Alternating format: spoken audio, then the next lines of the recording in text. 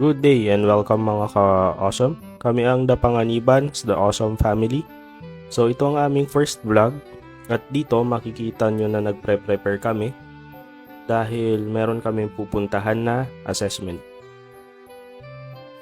At ang assessment na ito, para sa hindi nakakaalam, is para sa mga batang may autism na ginagawa ng isang developmental pedia. At ang kagandahan lang dito sa nakuha namin na assessment na ito is free ito. Dinakad talaga namin ito ni Mrs. dito sa City of Dasmariñas. So yun, ito, nagpapasalamat kami sa LGU at sa mga mababait na staff na tumulong sa amin para makuha namin itong assessment na ito. At sa mga hindi nakakaalam, ang regular na assessment sa private na developmental pedia umaabot ng sabihin natin 4,000 pa taas. Depende siguro yun sa hospital or sa doctor. At ang anak nga pala namin is nakadalawa na siya na assessment. So ito yung pangatlo niya. Yung first na dalawang assessment niya is sa private doctor. So itong pangatlo, ito yung free. So tinake advantage namin dahil para makamenos nga kami. Pero ang maganda dito, sa De La Salle naman siya gagawin. So, quality naman, di naman kami pinabayaan ng LGU. At ang assessment nga pala na ito, ginagawa ito yearly. So, ina-encourage ko rin ang kapwa ko parents na may anak din na may autism na pag-ipunan nyo ito. Kasi kailangan ang assessment na ito, hindi naman masakit sa bulsa yung 4,000 yearly na pag-iipunan natin. Importante kasi itong assessment na ito dahil malalaman ninyo kung kamusta ang progreso ng anak nyo at kung madadagdagan na rin ba yung mga therapy or kung ano pa man ang pwedeng maibigay natin sa anak natin.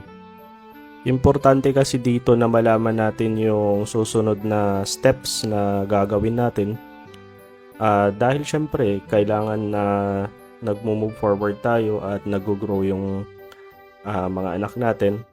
At sa case kasi namin, linalakad namin yung sa SPED class nung anak ko. So syempre, bago mo ipapasok sa SPED yung bata, kailangan malaman mo muna yung progreso niya through sa developmental pedia. At dito makikita nyo nga na nag-aantay na kami at nakapila na kami sa room kung saan gagawin yung assessment ng mga bata.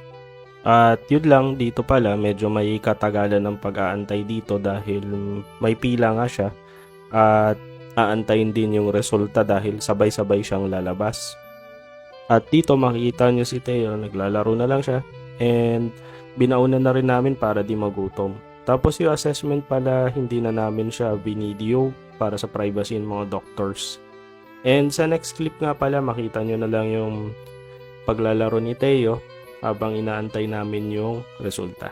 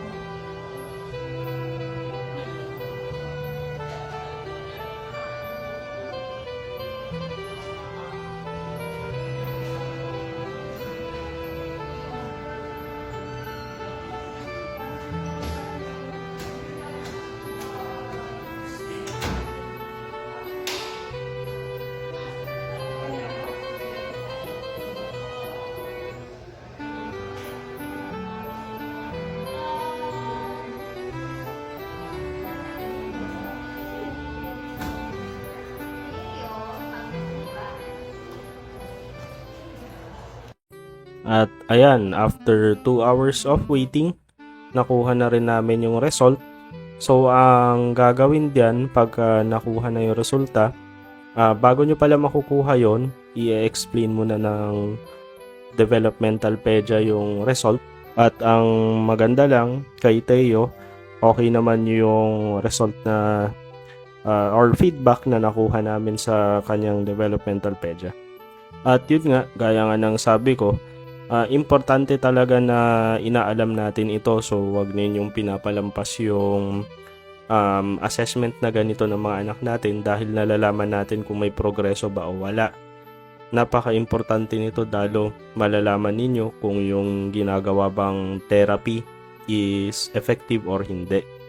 At malalaman din natin kung tayo bilang mga magulang is effective ba, if nakakatulong ba tayo sa ating mga anak din or hindi. So ayun nga, alam naman natin ang pagkakaroon ng anak na may autism is hindi madali. So kailangan talaga ng mahaba-habang pasensya at mahaba-habang proseso.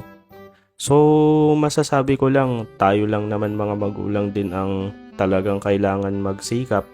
At hindi natin pwedeng iasa lahat sa mga therapist at sa mga doktor yung magiging progreso ng ating mga anak. At ituturo naman ng developmentalpedia kung ano yung mga kailangan natin isupply sa ating mga anak. At malalaman din natin dito kung meron din tayong pagkukulang. At ayun mga ka-awesome, maraming salamat sa panonood ng aming video. At sana subaybayan nyo pa ang aming mga susunod na vlog. At sa katulad naming pamilya na meron anak na may autism, tandaan nyo, hindi kayo nag-iisa. At sana subaybayan nyo pa ang aming mga susunod na vlog at sana magsilbi kaming inspirasyon sa inyo. At hanggang dito na lang ang aming video. So yan, always pray and stay awesome.